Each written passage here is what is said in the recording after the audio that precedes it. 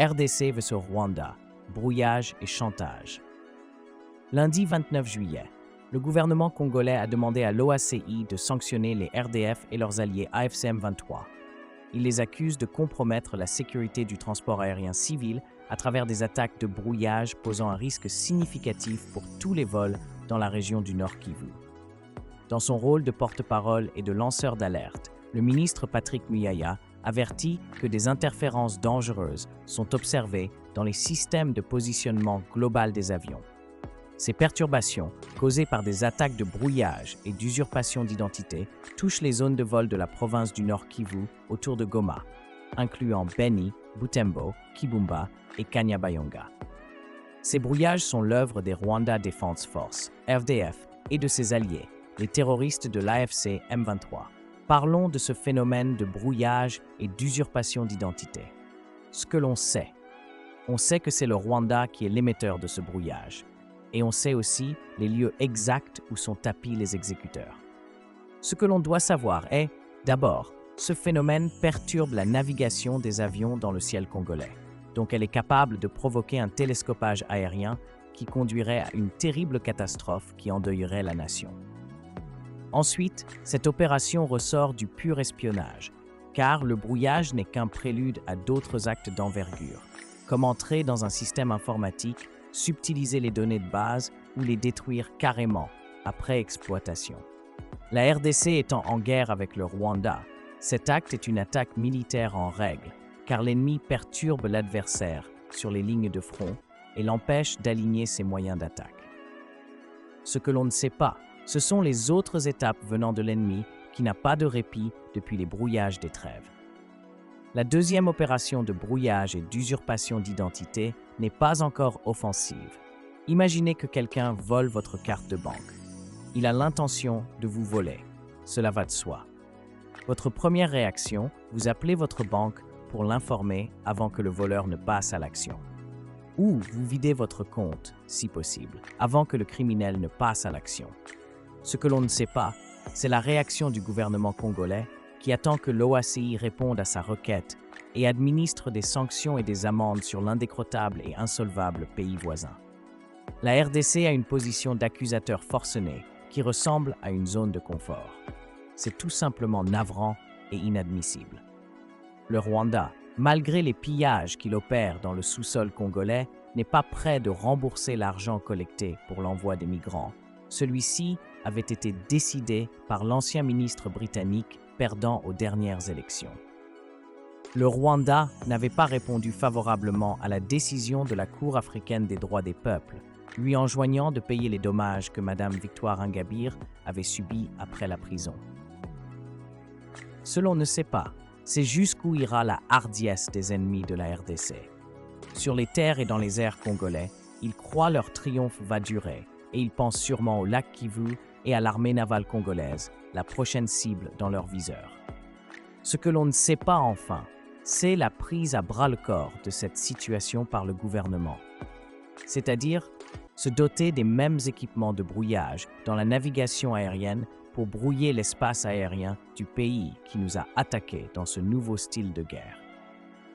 Les experts militaires en aérospatial devraient être assez outillés pour brouiller aussi les systèmes de positionnement global des avions rwandais et leur envoyer des fausses coordonnées qui vont les contraindre à atterrir à Goma ou à Kinshasa. Il y va de l'honneur de la République démocratique du Congo. Au niveau des responsabilités, les ministres de la Défense et des anciens combattants, celui des Transports et celui de l'Intérieur doivent être convoqués par l'Assemblée nationale pour un rapport circonstancié et global. Ces trois responsables devraient trouver avec les députés un palliatif urgent. D'abord pour calmer les peurs engendrées par les clients des compagnies partageant l'espace aérien congolais, actuellement non entièrement contrôlés par l'État congolais. Ensuite, donner des garanties aux acteurs économiques dont les avions sont menacés et des hommes d'affaires qui peuvent du jour au lendemain perdre tout leur capital suite aux imprévus dans un trafic aérien en danger. Au niveau des responsabilités, le gouvernement congolais traîne encore les pieds pour décider de l'achat d'un satellite, qui lui permettrait d'éviter des risques dans le domaine aérospatial et aussi communicationnel. Un satellite permettra à la RDC de contrôler son espace aérien, de relever beaucoup de défis liés à la connexion des programmes communicationnels performants et associés à l'intelligence artificielle.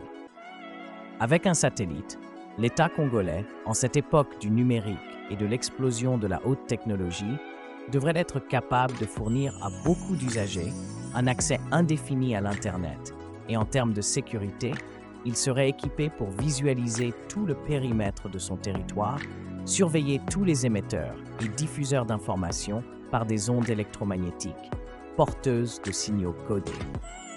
Les ministères des Postes et Télécommunications et celui du numérique devraient à ce jour dire ce qui se passe dans les stations aux alentours, reconnaître les topographies stratégiques avec précision, entendre les conversations des téléphones des suspects identifiés, capter les appareils de navigation dans les airs comme sur mer et sur terre, avec précision et une réduction des possibilités d'erreur. La possession d'un satellite pour un pays aux dimensions continentales comme la RDC est d'une importance avérée. Il est crucial pour les nations qui se développent actuellement d'avoir de l'avance sur les voisins en termes de technologie. C'est une prudence qui participe à la sécurisation du pays et à l'identification du danger autour de ses frontières. Une guerre complète. Le brouillage et l'usurpation d'identité ne doivent pas passer comme un événement de buzz dans l'opinion nationale. Il y a un énorme péril en la demeure. La guerre qui se passe sur le sol inquiète par la progression de l'ennemi et l'attentisme des phares d'essai. Les opérations de perturbation de la navigation aérienne ne concernent pas que les avions civils. Les Sukhoi sont visés en primeur. La guerre conventionnelle entre soldats n'est plus de mise chez l'ennemi qui ourdit visiblement des attaques contre les civils. La flotte de l'armée navale est sûrement une cible dont les préparatifs sont en place. L'ennemi cherchera à avoir une autre victoire sur l'eau pour conjuguer les esprits terre-air-eau qui confortent le mental de l'être à la recherche de la stabilité d'une terre hospitalière.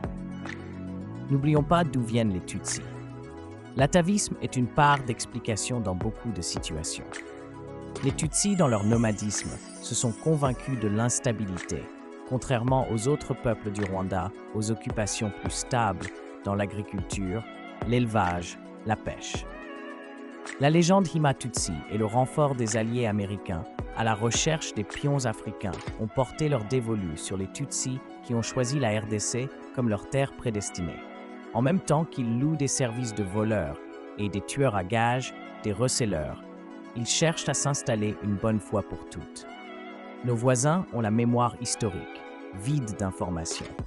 La plupart des royaumes et empires africains, les Ottomans, les Mongols, la Laisse, ont disparu à cause des ambitions expansionnistes. Le Rwanda et l'Ouganda se rendront compte sous peu qu'ils n'ont pas été bien inspirés. Nous exhortons tous les panafricanistes actifs et passifs, nocifs et généreux, et ceux qui ont encore la fibre pure de ce mouvement de rendre un service à l'Afrique en se rendant tous à Kigali pour y tenir des conférences centrées sur la solidarité des peuples africains. Cette initiative prouvera que les penseurs africains ne font pas que de la rhétorique consumériste et qu'ils saignent partout quand l'Afrique, leur Afrique, regarde, flegmatique, les guerres entre ses fils et ses filles. Au revoir et au prochain podcast.